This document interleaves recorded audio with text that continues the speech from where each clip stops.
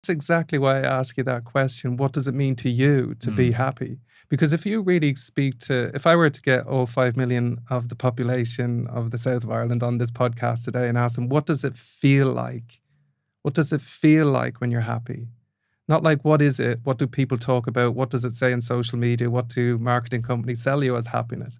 What does it feel like? Because, we were talking about making this more practical this episode. Well, everyone on the podcast, ask yourself those moments when you've felt genuinely happy, like genuinely, not just excited about in a moment. What does it feel like? And your answer is simply, when I have peace of mind, when I'm at peace. That is happiness. That is real happiness.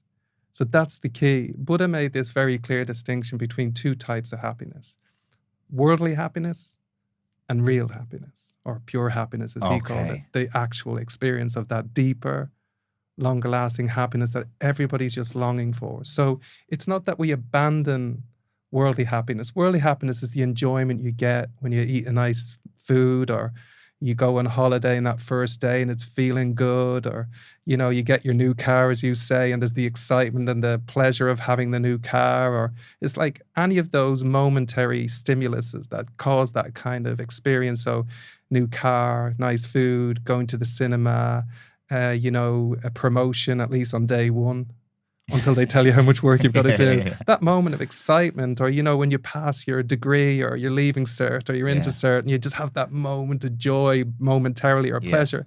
That's what Buddha called worldly happiness. Okay. It's the happiness you experience from these particular events. Pure happiness, or real happiness, is exactly what you expressed. It's the happiness that comes from a peaceful mind. Mm-hmm. That's the happiness that lasts. The deeper the peace in your heart, the more you live with a peaceful heart and a peaceful mind, the naturally happier you feel. So, as you were saying, the relationship people have with happiness and why it's getting a bad rap at the moment is because we're talking about worldly happiness. And that's exhausting. It's like constantly chasing hits, happiness hits. Oh, if I eat this food, if I watch this movie, if I eat this food while watching this movie and flicking around multi-channel TV, I'm going to be happy.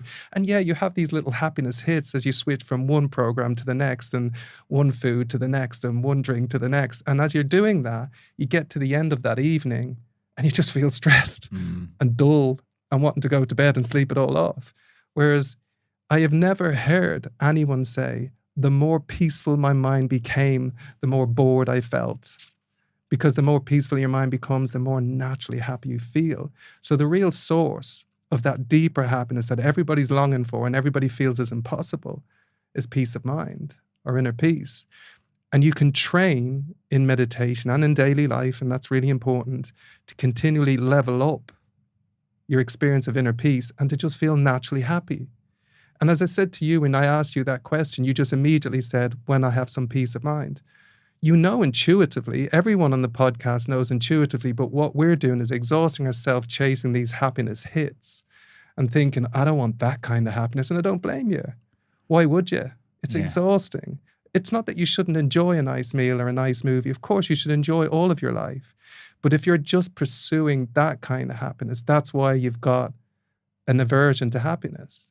But if you're developing and maintaining and leveling up that experience of inner peace and peace of mind over time through cultivating peaceful, positive states of mind like love, kindness, empathy, compassion, wisdom, you will naturally create an inner environment that's naturally at peace and therefore naturally happy.